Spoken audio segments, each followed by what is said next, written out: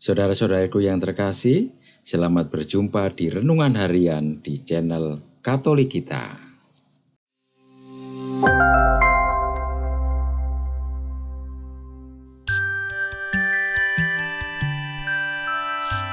Hari ini, Kamis, 22 Agustus 2024, perayaan wajib Santa Perawan Maria, Ratu.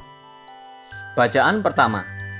Bacaan diambil dari Nubuat Yehezkiel, bab 36, ayat 23 sampai dengan 28.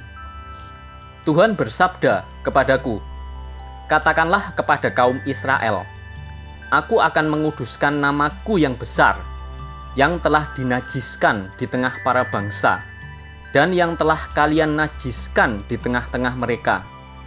Dan para bangsa akan tahu bahwa Akulah Tuhan. Demikianlah sabda Tuhan Allah. Manakala Aku menunjukkan kekudusanku kepadamu di hadapan para bangsa, Aku akan menjemput kalian dari antara para bangsa dan mengumpulkan kalian dari semua negeri dan akan membawa kalian kembali ke tanahmu. Aku akan mencurahkan kepadamu air jernih yang akan mentahhirkan kalian dari segala kenajisan, dan dari segala berhala-berhalamu Aku akan mentahhirkan kalian.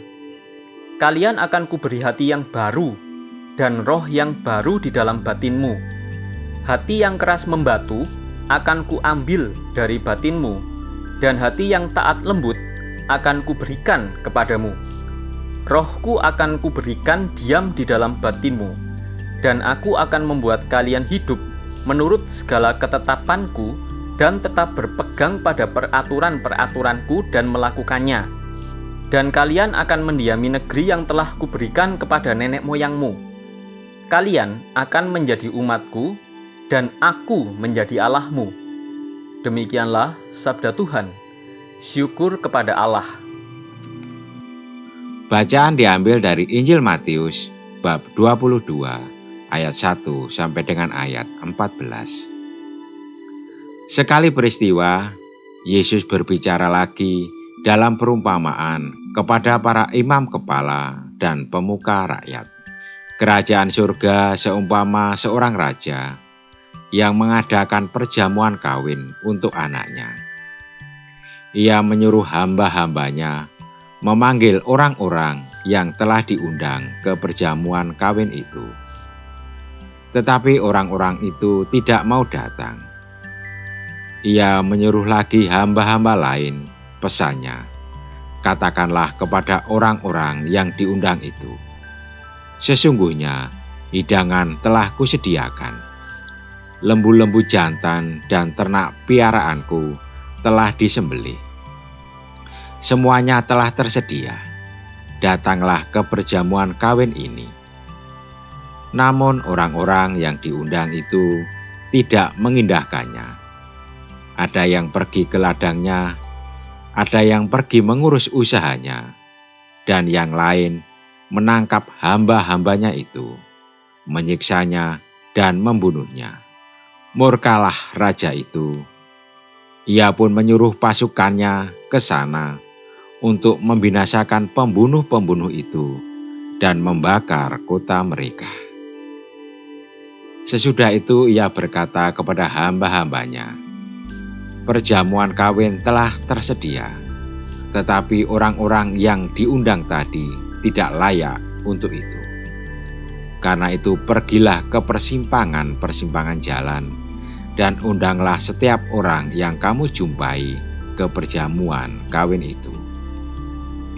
Lalu pergilah hamba-hamba itu, dan mereka mengumpulkan semua orang yang dijumpai di jalan-jalan, orang-orang jahat dan orang-orang baik, sehingga penuhlah ruangan perjamuan kawin itu dengan tamu. Ketika raja itu masuk untuk bertemu dengan tamu-tamu itu, ia melihat seorang yang tidak berpakaian pesta. Ia berkata kepadanya, "Kawan, bagaimana engkau masuk kemari tanpa mengenakan pakaian pesta?" Namun orang itu diam saja. Lalu kata raja itu kepada pelayan-pelayannya, ikatlah kaki dan tangannya, dan campakkanlah orang itu ke dalam kegelapan di luar. Di sanalah akan terdapat ratapan dan kertak gigi. Sebab banyak yang dipanggil, tetapi sedikit yang dipilih. Demikianlah sabda Tuhan. Terpujilah Kristus. Saudara-saudariku yang terkasih, Injil hari ini masih berbicara seputar kerajaan surga yang adalah tempat penuh sukacita. Seperti perayaan pernikahan dari anak sang raja. Lalu siapakah yang boleh datang dalam pernikahan anak sang raja itu? Semula yang boleh datang adalah hanya orang-orang yang mendapat undangan, yakni bangsa Israel. Namun mereka tidak mau karena banyak hal lain yang mereka rasa lebih penting. Bahkan mereka bukan saja mengabaikan undangan, melainkan menghina sang raja dengan menangkap para pembawa undangan. Israel terus-menerus menyingkirkan orang-orang yang diutus Allah, bahkan sang Allah sendiri. Tuhan memanggil kita untuk bersama Dia dalam sukacita dan kebahagiaan. Mengapa kita mengabaikan panggilan ini dengan terus sibuk mengurus hal-hal duniawi?